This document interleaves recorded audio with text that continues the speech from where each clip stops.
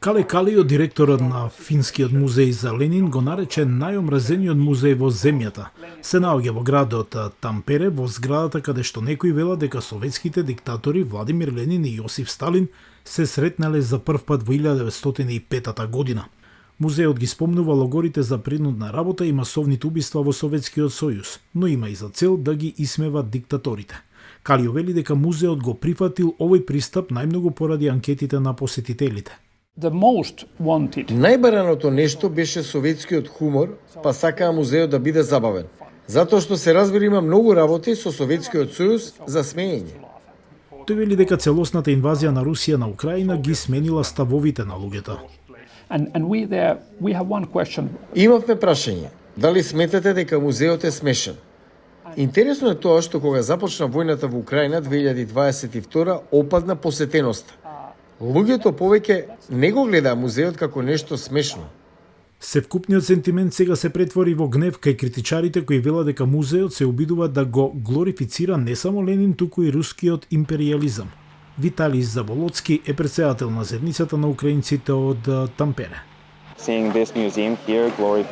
Да се види овој музеј како го велича она што во суштина е руско наследство е одвратно со оглед на наследството на советите во Украина.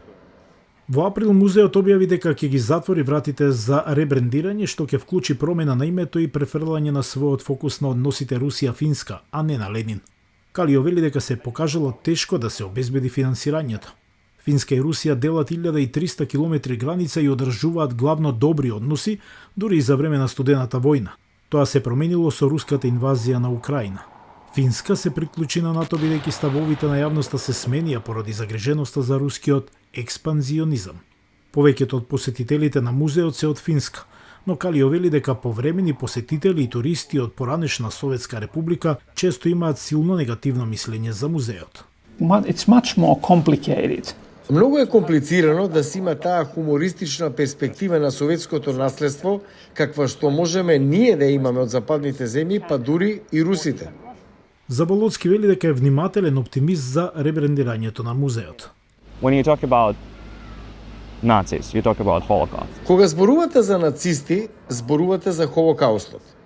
Зборувате за сите кампови, јас многу би сакал да го видам истиот формат, но да видиме како ќе биде. Калио изјави за Гласот на Америка дека новиот музеј ќе го одрази падот на односите Финска и Русија и ќе добие посериозен тон. Она што изгледаше некогаш историја, за многумина во Финска, денес повторно се јавува непријатно чувство.